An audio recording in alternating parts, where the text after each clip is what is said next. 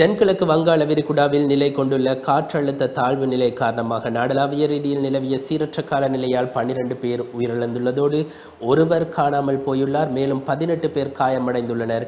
24 மாவட்டங்களில் 4 லட்சத்துக்கும் அதிகமானோர் பாதிக்கப்பட்டுள்ளதாக அனர்த்த முகாமைத்துவ மத்திய நிலையம் தெரிவித்துள்ளது.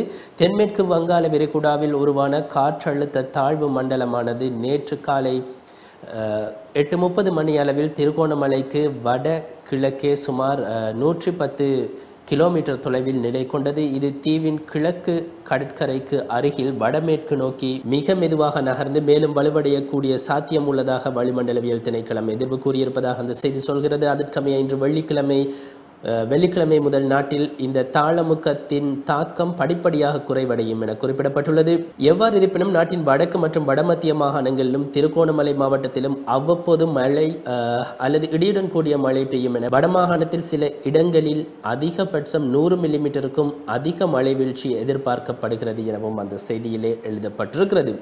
உயிரிழப்புகள் தொடர்பாக எழுதப்பட்டிருக்கிறது. வெள்ளம் மற்றும் மண் சரிவு காரணமாக இதுவரையிலே 12 மரணங்கள் பதிவாகியுள்ளன. அம்பாறை மாவட்டத்தில் காரைதீவு உளவு இயந்திர விபத்தில் சிக்கி 7 பேர் உயிரிழந்துள்ளனர். இவர்கள் 5 மதரசா மாணவர்களும் சாரதியும் பயணியொருவரும் உள்ளடங்குகின்றனர்.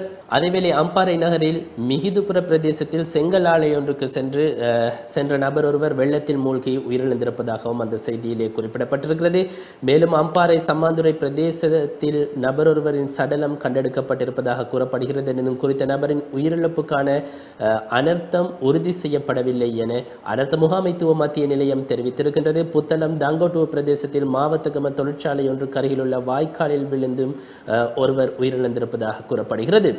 திருகோணமலை குச்சவெளி பிரதேசத்தில் யானோய் ஆற்றில் மீன்பிடிக்க சென்ற நபர் ஒருவர் படகு கவிழ்ந்து உயிரிழந்துள்ளார். வவுனியாவில் வெள்ளத்தை பார்க்க சென்ற ஒருவரும் பதுளை பண்டாரவெளையில் சுவர் இடிந்து விழுந்து பெண்ணொருவரும் உயிரிழந்திருப்பதாக அந்த செய்தியிலே குறிப்பிடப்பட்டிருக்கிறது. சீரற்ற காலநிலையால் 24 மாவட்டங்களில் 227 பிரதேச செயலக பிரிவுகளுக்கு உட்பட்ட 1,20,534 குடும்பங்களை சேர்ந்த 4,00,1707 பேர் பாதிக்கப்பட்டிருப்பதாக அந்த செய்தியிலே கூறப்பட்டிருக்கிறது. யாழ்ப்பாணம், முல்லைத்தீவு, அனுராதபுரம், மாத்தறை, மாத்தளை, அம்பாறை, பொலனறுவை மற்றும் நுவரெலியா ஆகிய மாவட்டங்களில் 102 வீடுகள் முழுமையாக சேதமடைந்திருக்கின்றன. இதேவேளை இவை உட்பட ஏனைய மாவட்டங்களில் 1952 வீடுகள் பகுதி அளவிலே சேதமடைந்திருப்பதாக கூறப்பட்டிருக்கிறது.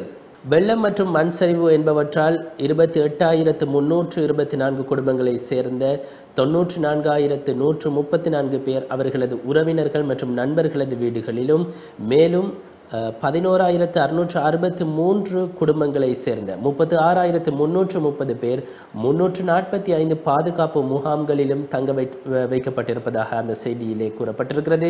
வெள்ளம் காரணமாக அம்பாறை மாவட்டத்திலேயே அதிகளவான பாதிப்புகள் பதிவாகி இருக்கின்றன. இம்மாவட்டத்திலே 20 பிரதேச செயலக பிரிவுகளிலே 43,631 குடும்பங்களை சேர்ந்த 1,49,491 பேர் பாதிக்கப்பட்டிருப்பதாக அந்த செய்தி கூறுகின்றது.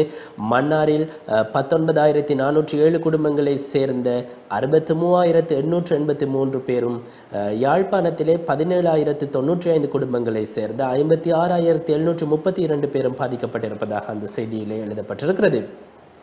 இன்றைய தினம் மழை வீழ்ச்சியிலே சற்று குறைவை அவதானிக்கக்கூடியதாக இருக்கிறது. என்றாலும் நாடளாவிய ரீதியிலே பதிவாகி இருக்கக்கூடிய மழை வீழ்ச்சியினால் ஏற்பட்ட பாதிப்புகளை நாங்கள் பார்க்கின்ற பொழுது குறிப்பாக வடக்கு மற்றும் கிழக்கு மாகாணங்களில் சேதங்கள் அதிகமாக பதிவாகி இருக்கின்றன.